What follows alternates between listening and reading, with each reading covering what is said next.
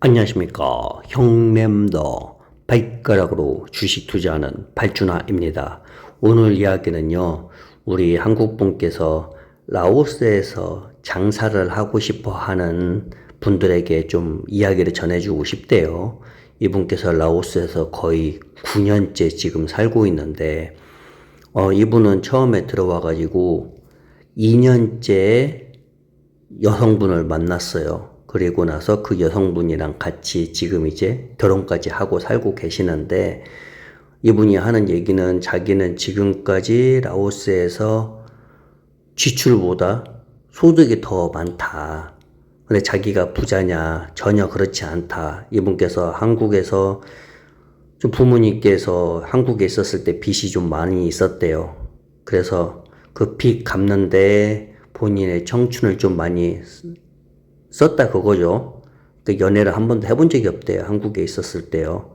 그리고 나서 부모님 빚을 거의 다 갚고 나서 그러다 보니까 나이가 이제 40대 중반이 돼버린 거예요. 그래서 이제 라오스로 들어왔어요.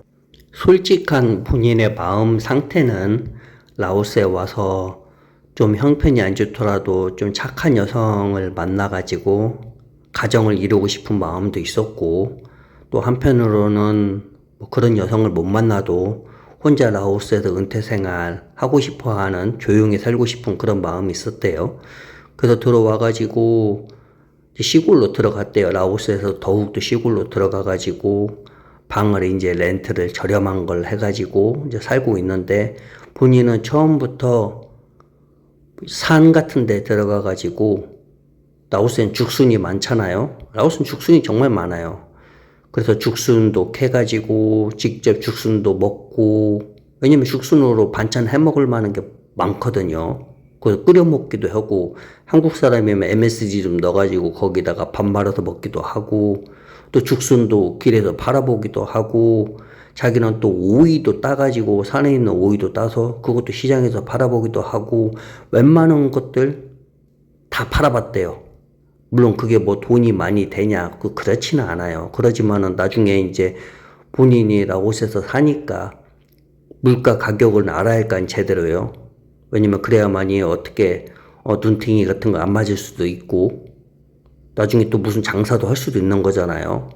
그래서 웬만한 것들 다 팔아봤대요. 그래서 이분이 하고 싶은 얘기는, 보통 한국 사람들이 비엔티안에다가 마사지샵 많이 해요. 마사지샵 아니면 뭐 머리 감겨주는 것들, 뭐 식당, 그 중에 마사지샵을 많이 해요. 그런데 비엔티안에다 마사지샵을 차리면 20명이 차려도 19개가 망해요.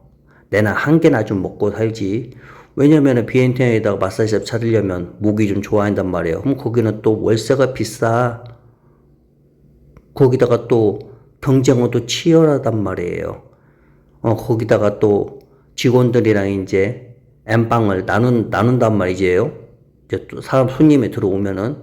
그런데 거기는 직원들이 좀 착하고 열심히 하고 또 그러면 되는데, 그게 아니라 오늘 안 나오고 또 딴 데로 옮기고 또 이러다 보면은, 또 가장 문제가 뭐냐면은, 차라리 비엔티안에다 사업을 할 때 혼자 들어와서 사업자로 해가지고 비자를 다 한 다음에 혼자 하면 나서요, 그게.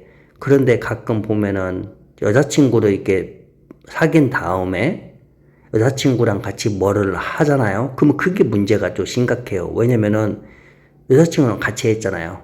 그럼 여자친구 헤어져 봐. 여자친구 헤어지죠? 그러면 머리 뭐 감겨주는 거, 네일 아트, 뭐 마사지샵, 남자 혼자 못해. 대부분 여자의 도움을 받았는데 여자가 헤어졌어. 그러면 이거 어떻게 해요? 문 닫아야 돼. 다른 방법이 없어요.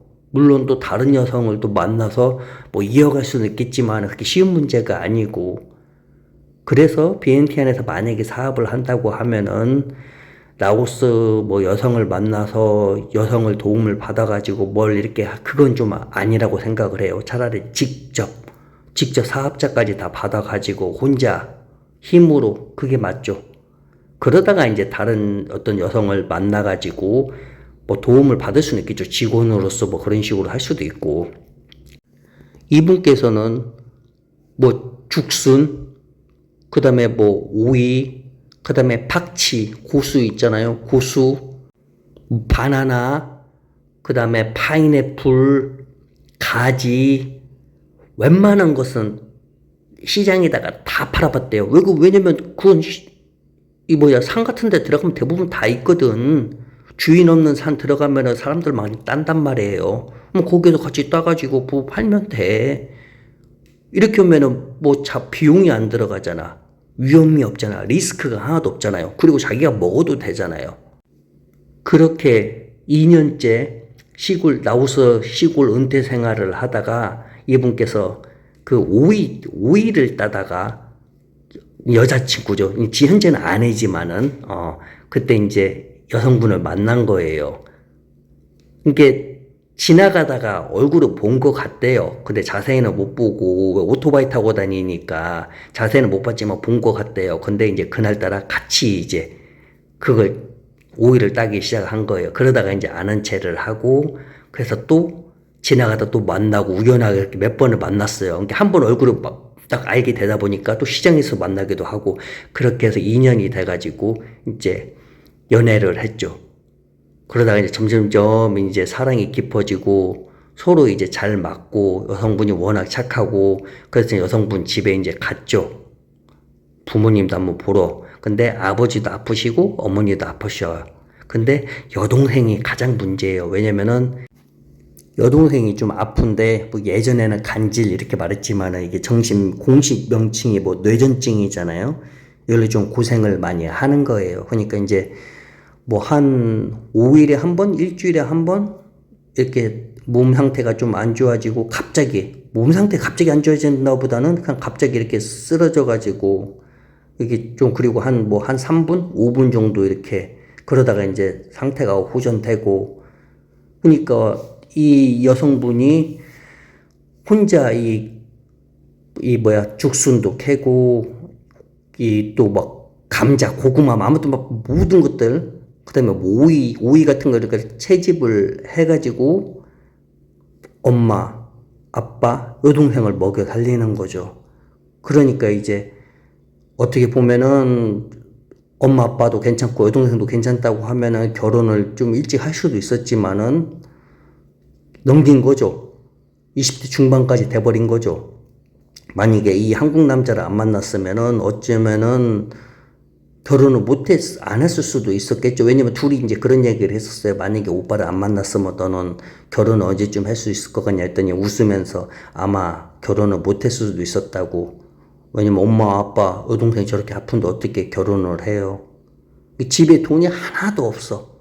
돈이 없는 상태에서 그러니까 하루도 안 쉬고 저렇게 이제 캐러 가는 거죠.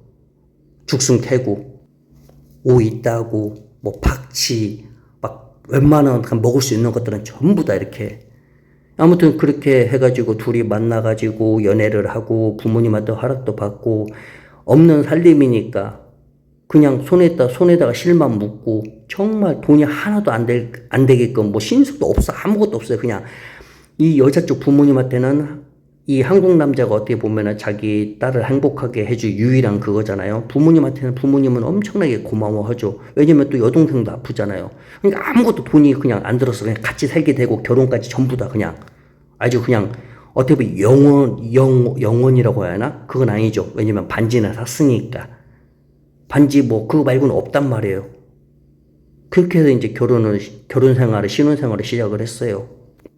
이제는 한 가족의 가장이잖아요. 그래서 이제 아내랑 이야기를 했어요. 우리가 죽순 따는 것도 좋고, 우리가 또 오이도 따는 것도 좋고, 다 좋은데, 그래도 이제는 좀 더 좀 편하게, 그리고 돈을 좀 벌어가지고, 그래야 동생도 이렇게 케어도 하고 부모님도 케어할 수 있지 않냐 해가지고, 땅을 좀 사가지고, 워낙 싸요, 시골에.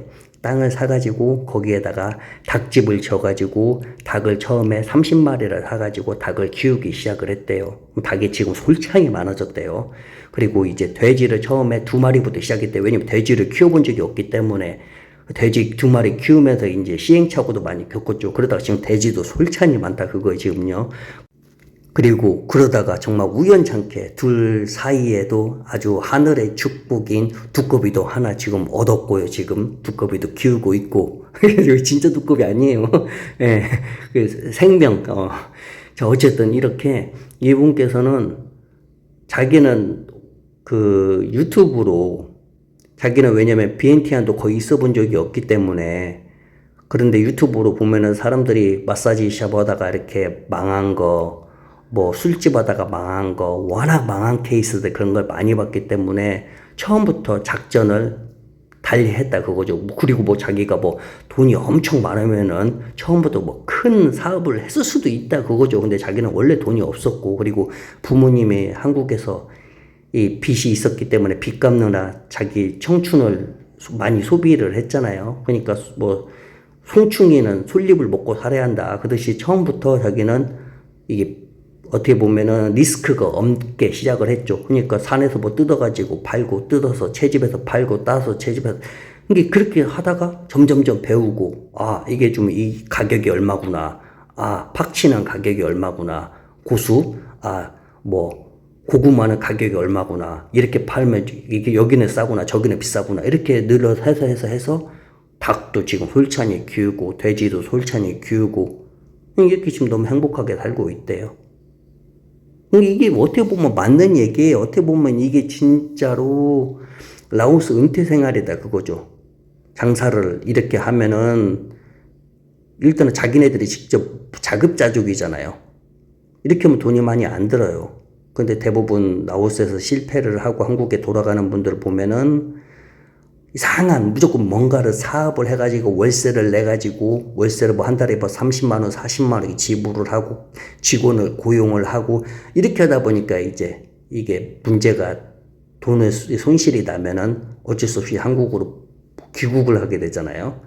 그래서 이분께서는 한국 분들에게 이렇게 하는 것도 나쁘지 않다. 본인처럼 물론 힘들죠. 예, 산에 들어가서 뭘 채집을 하고 뭐 따고 하는 거 좀 힘들죠. 그래도 뭐 다들 다 그렇게 사는 거잖아요. 어떻게 보면은 이것도 운동도 되는 거고 땀도 흘리는 거고 저도 이것도 괜찮다고 생각을 해요. 여러분들은 어떻게 우리 형님들은 어떻게 생각하시나요?